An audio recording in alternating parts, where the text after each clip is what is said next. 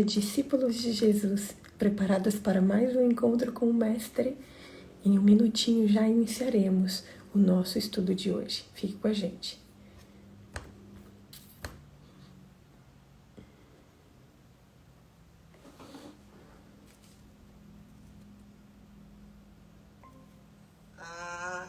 Eu não vi a Bia levantando a mão assim. Bom dia! Tudo eu bem? levantei a mãozinha, vou fazer a cama. A Elis vai orar pra gente? Então tá bom, pode orar para nós iniciarmos. Querido Deus, Pai amado, muito obrigada, Senhor, pela noite em paz, pela tua proteção. Obrigada por estar conosco a cada momento da nossa vida, Pai. E nos momentos mais difíceis, sentimos que o Senhor caminha conosco. Muito obrigada, Pai. Amém. Abençoa mais uma vez, ó Deus, a meditação dessa manhã, a mensagem, Pai. Sei que o Senhor tem um recado para nós, ó Deus, que a gente venha entender teu recado, Pai. Amém. Pela tua serva, ó Deus, que vai falar para nós nessa manhã também, que continue ungida pelo teu Santo Espírito. Amém. Te peço por cada serva tua que está aqui, Senhor, que a tua paz, ó Deus, a tua misericórdia alcance cada um de nós, ó Deus. Entregamos nossa vida a ti, oramos e agradecemos, Pai, em nome de Jesus. Amém. Amém. Que alegria estar com vocês mais um dia e para estudar de um assunto tão especial.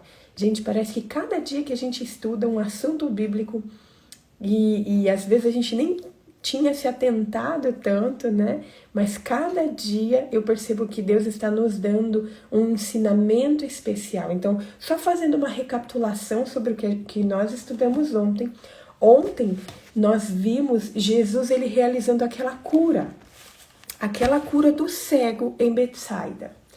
E foi uma cura um pouco diferente do que ele normalmente costumava fazer, né? Porque quando o necessitado, quando aquele homem cego, ele foi trazido até Jesus, Jesus o tomou pela mão e o tirou para fora da aldeia.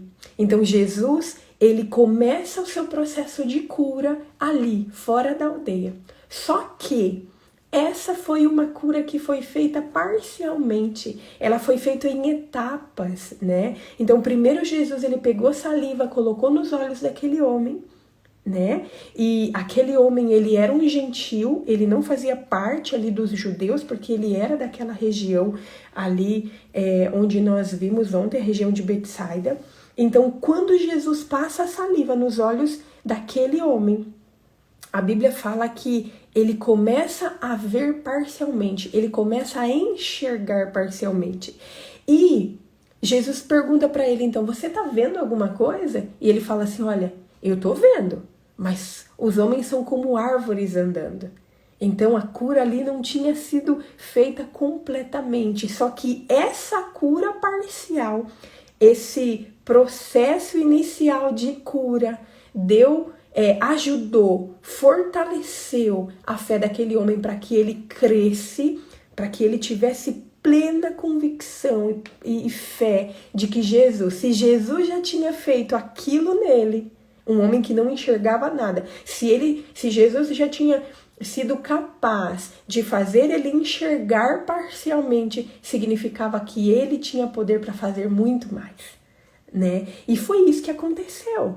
Nós aprendemos com esse último relato que às vezes, para Jesus fazer a cura na nossa vida, muitas vezes ele vai nos tirar do meio da multidão, para que nós nos concentremos ali no que ele vai fazer na nossa vida. E nós aprendemos também que muitas vezes a cura que nós buscamos em Jesus, ela não vai vir de forma integral, de uma vez só. Porque muitas vezes a gente está como aquele cego, não temos fé suficiente. Só que com essa história, nós percebemos que enquanto a obra vai sendo feita na nossa vida, enquanto nós vamos demonstrando fé, mesmo que seja pouca, Jesus ele vai fazendo a obra e a nossa fé vai sendo fortalecida. Até nós sermos curados completamente e podermos enxergar nitidamente, assim como foi na vida daquele homem que de uma hora para outra passou de cego para uma pessoa que tinha uma das visões mais limpas, porque a Bíblia fala que ele passou a enxergar tudo nitidamente. Então, Hoje nós vamos continuar estudando sobre como que foi a continuação, porque Jesus ali estava numa viagem com os seus discípulos. Jesus ele tinha ido para Galileia, mas os embates ali haviam ocorrido, haviam começado, a perseguição contra Jesus havia começado. Então nós vemos Jesus se retirando para um lugar mais tranquilo e para uma região onde não haviam judeus. E por isso que Jesus ele termina esse milagre desse cego falando assim, olha, não entre na aldeia, não entre na aldeia. Porque Jesus ele não queria que a popularidade dele fosse aumentada naquele momento, porque ele tinha objetivos. E nós vamos ver aqui quais são alguns desses objetivos de Jesus nessa viagem que ele fez. Hoje nós vamos ler Mateus, capítulo 16, a partir do versículo 13. Este é o relato sobre a confissão de Pedro. E nós podemos encontrar esse relato também em Marcos, capítulo 8, versículo 27 a 30. E nós também podemos encontrar em Lucas, capítulo 9, a partir do versículo 18. Só que Lucas ele é muito rápido em colocar, então por isso que nós vamos ler hoje o relato de Mateus, porque é o que está mais cheio de detalhes. Mateus, capítulo 16, a partir do versículo 13, diz assim: Indo Jesus para a região de Cesareia de Filipe, perguntou aos seus discípulos, quem os outros dizem que é o filho do homem? E eles responderam, uns dizem que é João Batista, outros dizem que é Elias, e outros dizem que é Jeremias, ou um dos profetas. Ao que Jesus perguntou, e vocês, quem dizem que eu sou? Respondendo, Simão Pedro disse, o Senhor é o Cristo, o Filho do Deus vivo. Então Jesus lhe afirmou, bem-aventurado é você, Simão Barjonas, porque não foi carne e sangue que revelaram isso a você, mas meu Pai, que está nos céus. Também eu lhes digo que você é Pedro, e sobre esta pedra edificarei a minha igreja, e as portas do inferno não prevalecerão contra ela. Eu lhe darei as chaves do reino dos céus. O que você ligar na terra terá sido ligado nos céus, e o que você desligar na terra terá sido desligado nos céus. Então Jesus ordenou aos seus discípulos que não dissessem a ninguém que ele era o Cristo. Então, nós vemos que o texto inicia dizendo que Jesus estava indo com seus discípulos para a região de Cesareia, ali para uma região que ficava um pouco mais afastada daquela região que ele havia feito a cura. Então, esta retirada para esse lugar, segundo o comentário bíblico, aconteceu aproximadamente ali no verão do ano 30 depois de Cristo. Jesus ele tirou ali aproximadamente 6 meses. Ele se retirou do seu ministério público e durante aproximadamente esses 6 meses, ele se dedicou principalmente a instruir e ensinar os seus discípulos. E essa fase do ministério de Jesus se estendeu desde daquela rejeição que aconteceu em Cafarnaum, ali perto da Páscoa, quando os fariseus voltam da Páscoa e pedem um sinal para Jesus. Então se estendeu desde essa ocasião até a festa dos tabernáculos, que foi no outono do outro ano. Então Jesus ele se retira para evitar conflitos. O objetivo de Jesus não era embater, não era combater as ideias dos escribas e fariseus. Jesus ele tinha uma missão muito maior. E para aproveitar esse tempo, para aproveitar esse período de uma forma mais proveitosa, ele se dedicou a instruir os seus discípulos. Então, Jesus ele estava prestes a contar para os seus discípulos que em breve ele iria morrer. Jesus ainda não tinha falado para os seus discípulos. Os seus discípulos já o seguiam há 2 anos. Só que ainda Jesus ia revelando as verdades para os seus discípulos de forma progressiva.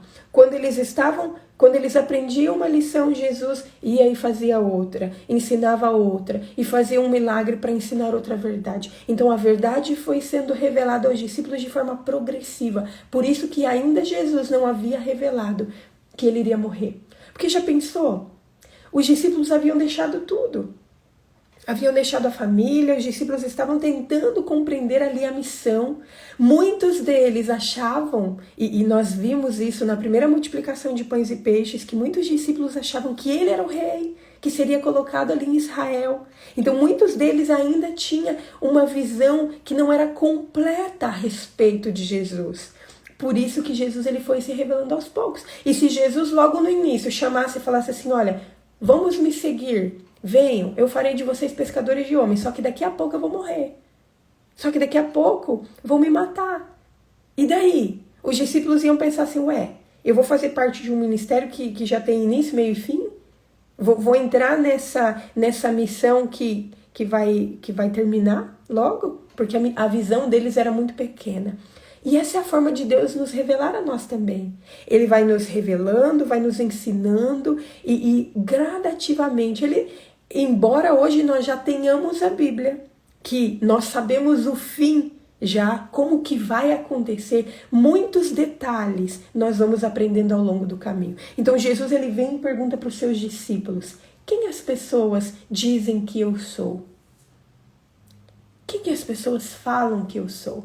Jesus ele sabia o que as pessoas achavam que ele era, mas Jesus ele tinha uma pedagogia de permitir que as pessoas participassem ali. Então, os discípulos eles começam ali um diálogo.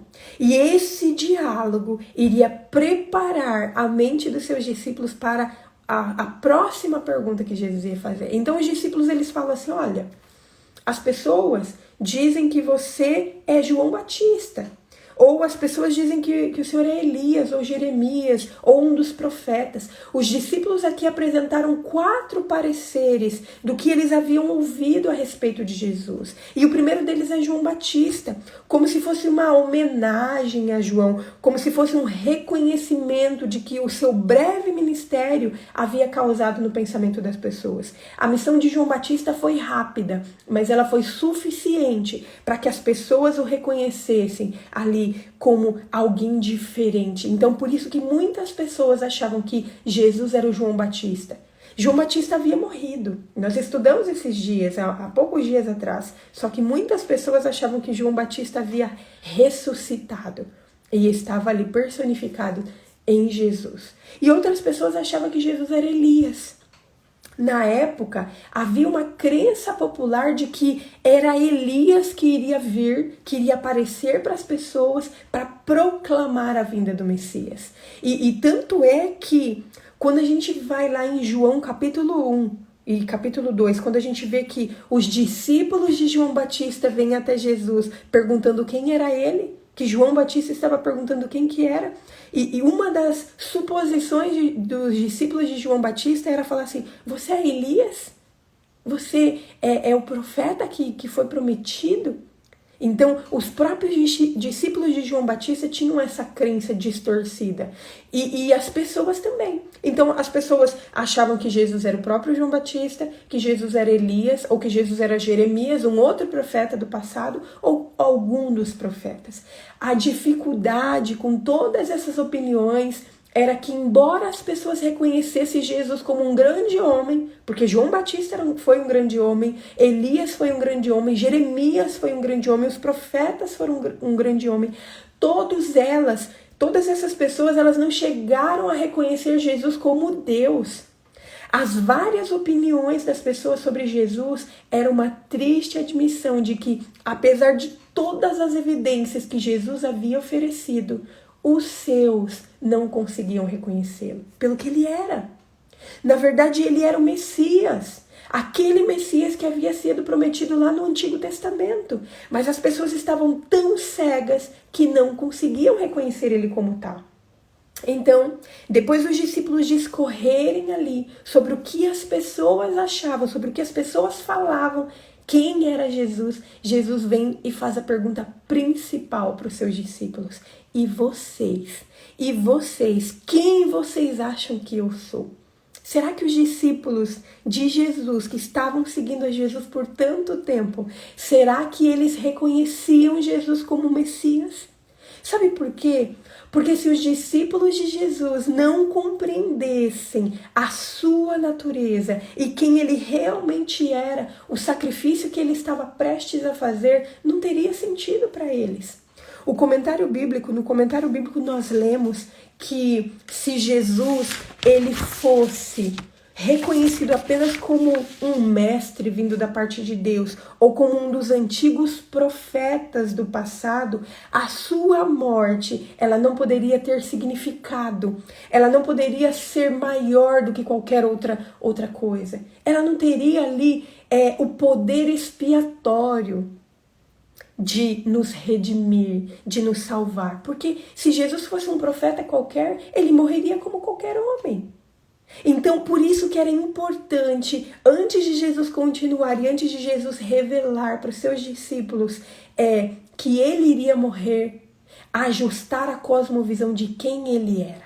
E o impressionante é que nós vemos Jesus fazendo essa pergunta para os discípulos, e nós vemos Pedro, aquele típico sanguíneo que quer dar a primeira resposta, e onde nós vemos Pedro sempre se antecipando e falando assim, olha, tu és o Cristo, o Filho de Deus. Tu és o Cristo, o Filho de Deus. Aqui nessa resposta, Pedro, como porta-voz dos discípulos, ele estava falando assim, olha, embora as pessoas estão falando que o Senhor é João Batista, que o Senhor é Jeremias, que o Senhor é Elias, eu creio, nós como seus discípulos cremos que o Senhor é o Cristo, o Filho de Deus vivo. Muitas pessoas podem rejeitar essa ideia, mas nós estamos aqui, confiando e crendo que o Senhor é o Deus vivo. E sabe o interessante disso? Os discípulos, eles não tinham uma ideia, eles não tinham uma compreensão geral de quem era Jesus. Tanto é que nós vemos isso, que quando Jesus ele fala que vai morrer, e ele fala algumas vezes, e nós vamos estudar essas partes, e nós vemos que quando Jesus ele é levado pelos escribas, pelos fariseus, pelas pessoas para ser morto, que os discípulos eles fogem. Porque os discípulos eles não compreendiam completamente a missão de Cristo, só que essa incompletude na compreensão, ela não atrapalhou a fé deles, a crença deles. E muitas vezes a gente tem que prestar atenção, porque isso é o que acontece conosco também. Tem pessoas que querem ter uma visão completa de Deus, para depois seguir a Deus, para depois confiar no seu poder, mas isso vai ser impossível. É impossível compreender Deus, porque Deus é eterno, porque Deus é infinito, e a nossa mente é finita, a nossa mente é pequena. Como que nós vamos compreender o todo, sendo que nós somos isso aqui? Nós aprendemos aqui com os discípulos e com a resposta de Pedro que, embora nós não tenhamos uma compreensão geral do todo, da missão de Deus na nossa vida, da missão do Evangelho nesse mundo, embora nós não tenhamos essa visão geral de quem é Deus em sua plenitude, isso não pode impedir que nós desconfiemos de quem Ele é. Nós temos que ter fé suficiente para crer que, apesar de não compreendermos tudo, Ele é Deus. Ele é o Messias que foi enviado para morrer no meu e no seu lugar. Ele é o Filho do Deus vivo e Ele vai voltar para nos buscar. Vocês conseguem perceber a diferença? Aquelas pessoas, elas não compreendiam quem era Jesus em sua completude, e isso muitas vezes dificultava a fé delas. Mas aqui nós vemos os discípulos que, mesmo não compreendendo todo, eles creram. E o que fez a diferença na vida desses discípulos é que, apesar de que eles não compreendiam toda a verdade, eles creram e eles se mantiveram firmemente apegados a ela, porque era fundamentado pela fé. Era fundamentado pela fé que eles exerciam. Eles não compreendiam a verdade de que o Messias iria sofrer. Tanto é que nós vamos ver que eles fogem quando o Messias ele foi preso, só que eles permitiram, por meio da fé, que aquela compreensão de Deus fosse aumentando e fosse fortalecendo cada vez mais a fé dele. E o que eu acho mais impressionante é o seguinte: Jesus ele sabia que os discípulos não tinham uma compreensão geral dele, da sua missão. Jesus ele sabia que os seus discípulos iriam negar e que iriam fugir. Só que Jesus ali, ele não desiste dos seus discípulos. E Jesus, nesse diálogo, nessa conversa, nesse período que Jesus tira para ficar a sós com seus discípulos, ele estava fundamentando as esperanças futuras da igreja, naquele pequeno grupo de testemunhos. Porque Jesus, ele estava falando assim, olha, vocês precisam crer, eu estou aqui para fortalecer a crença de vocês, porque se vocês que são meus discípulos não crerem, quem mais vai crer?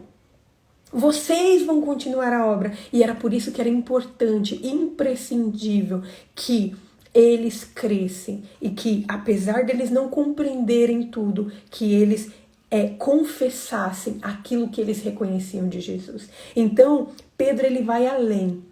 Pedro, além de reconhecer Jesus como Cristo, ele declara Jesus como Filho de Deus. Jesus normalmente se referia a si mesmo como Filho do homem. Só que aqui, quando Pedro fala que Jesus era o Filho de Deus, Jesus aceita esse título e Jesus esperava que os seus discípulos pudessem compartilhar essas crenças, essa crença de quem ele era. As pessoas tinham apenas duas alternativas e nós também temos apenas duas alternativas: crer ou não crer.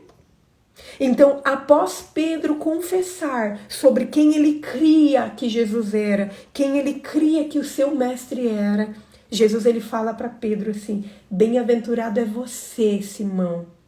Porque não foi a carne que confessou, que revelou isso para você, mas foi o meu Pai que está no céu. Jesus aqui reconhece que aquela compreensão, aquela aceitação e aquela crença de Pedro e dos discípulos ali, que tinham em quem ele era, vinha do céu. Era o próprio Espírito Santo revelando para Pedro quem Jesus era. Então Jesus ele declara o seguinte, ele fala assim, olha, bem-aventurado é você, e sobre esta pedra edificarei a minha igreja. Há várias interpretações distintas para esse versículo. Há pessoas que acreditam que Jesus estava falando que ia edificar a igreja por meio de Pedro, que Pedro seria a pedra. Outras pessoas defendem que a fé de Pedro que seria aquela pedra, o fundamento da igreja. Mas há pessoas que defendem que era Jesus que seria a pedra. E ele estava se referindo a ele mesmo. Jesus, ele chama Simão de Pedro, porque foi o nome que Jesus deu para Pedro quando conhece Pedro a primeira vez, quando André foi, olha, encontramos o Messias, vamos lá ver onde que o Messias mora.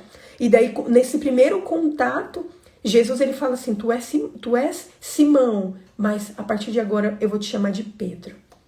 Pedro. Então, Jesus ele relembra esse novo nome que deu a Pedro, tu és Pedro. E Jesus afirma, sobre esta pedra edificarei a minha igreja. Então, para nós termos a compreensão do que Jesus ele quis dizer sobre essa pedra, é só nós olharmos a Bíblia de forma geral.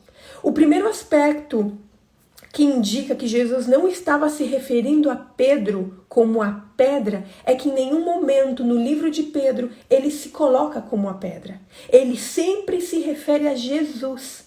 E nós vemos também o profeta Isaías, lá em Isaías capítulo 32 e no capítulo 28, nós vemos que o profeta Isaías, ele denomina a Cristo, ele fala de Cristo como uma grande rocha em terra sedenta e apresenta a Cristo como uma pedra preciosa, como uma pedra angular que foi solidamente assentada. E nós vemos também Paulo afirma que Cristo era a pedra que seguia com o seu povo nos tempos antigos.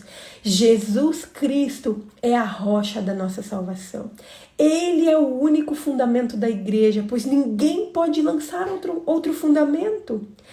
Jesus foi o fundamento que foi posto, que já foi colocado. Não existe outro nome pelo qual nós possamos ser salvos. Por isso que Jesus é a rocha da nossa salvação.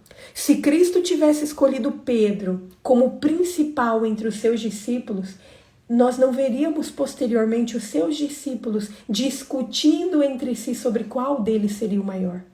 Por isso que Jesus ele fala que ele é a rocha, ele é o fundamento do cristianismo, ele afirmou que as portas do inferno não iriam prevalecer. Jesus estava prestes a falar que ele iria morrer. Só que mesmo antes dele dizer que ele iria morrer, ele já dá uma esperança para os seus discípulos, porque ele fala assim, olha, as portas do inferno não prevalecerão. A morte, ela não vai ter domínio sobre mim. Os laços da morte, eles não vão me prender. E não vai prender e não vai deter nenhuma pessoa que creu em Cristo. Então Jesus, ele já está ajustando a cosmovisão dos seus discípulos para o que viria a acontecer. Jesus, ele estava introduzindo a notícia da sua morte, que ele viria falar logo depois. Mas ele já estava enchendo o coração dos seus discípulos de esperança. E ele estava falando assim, olha, ainda que eu morra, a morte não será capaz de deter, porque os fundamentos desta igreja que está iniciando são fortes. Eu sou o fundamento. Então, Jesus, ele fala para os seus discípulos que daria a eles as chaves do reino. Assim como as palavras de Jesus convenceram seus discípulos sobre a sua divindade, ele estava tentando ensinar para eles que a palavra de Deus era a chave para a experiência de um novo nascimento. Aqueles discípulos passariam por um novo nascimento, eles não seriam mais o mesmo. E Jesus ali estava conferindo aos seus discípulos o privilégio de serem seus embaixadores e repetir as suas palavras aos outros. Por isso que ele fala, eu lhes dou as chaves, as chaves.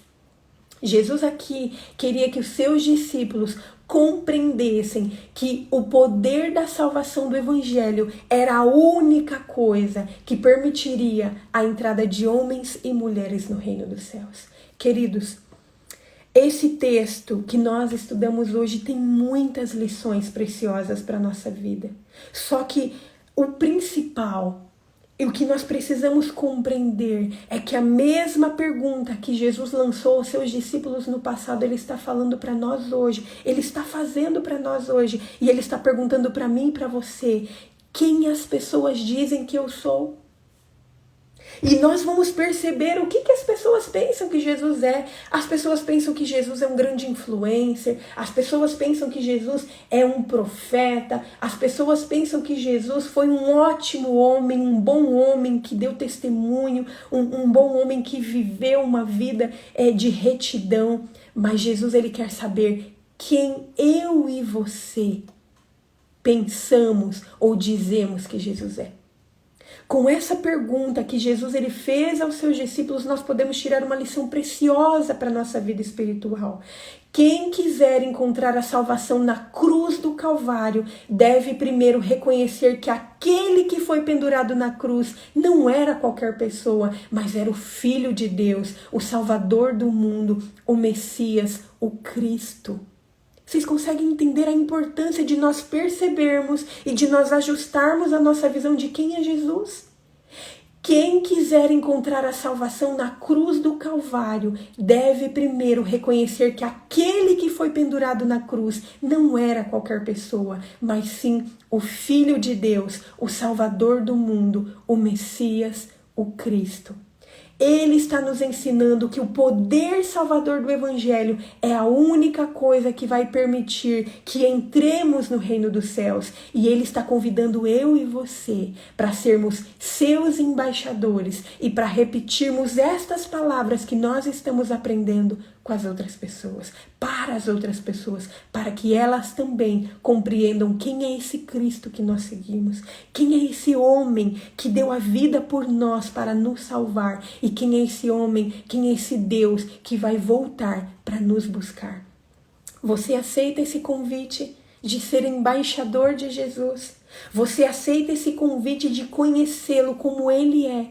Que Deus te abençoe, que Deus nos abençoe e nos ajude a ajustarmos a nossa visão de quem Ele é e assim aceitarmos o chamado de sermos seus embaixadores e falarmos de tudo aquilo que nós temos aprendido com Ele para as pessoas que estão ao nosso redor, porque só assim Ele vai voltar para nos buscar. Vamos orar? Querido Deus, nós te louvamos, Senhor, porque mais um dia o Senhor se revelou a nós. Nós vimos aqui, Senhor, sobre a importância de nós te reconhecermos como o Senhor é, como o nosso Salvador, como aquele que deu a vida para morrer por nós, como aquele que continua nos chamando e continua nos ensinando a cada dia, e como aquele que um dia vai voltar, Senhor, para nos buscar, para nos levar para as mansões celestiais. E nós te pedimos, Senhor, continue a obra que o Senhor começou em nossa vida. Nós aceitamos, Senhor, o seu convite, o seu chamado para sermos discípulos seus. E embora muitas vezes, ó Pai, nós não compreendamos o todo, muitas vezes nós não compreendemos todas as coisas que vão acontecer, mas nós o reconhecemos e nós o aceitamos pela fé. Confiando que o Senhor é quem nos guia, confiando que o Senhor é quem está ao nosso lado e confiando que o Senhor vai completar a obra que o Senhor começou em nossa vida.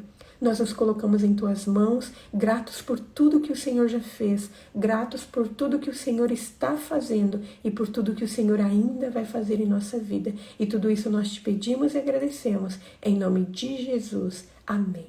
Amém. Que Deus te abençoe. Até amanhã.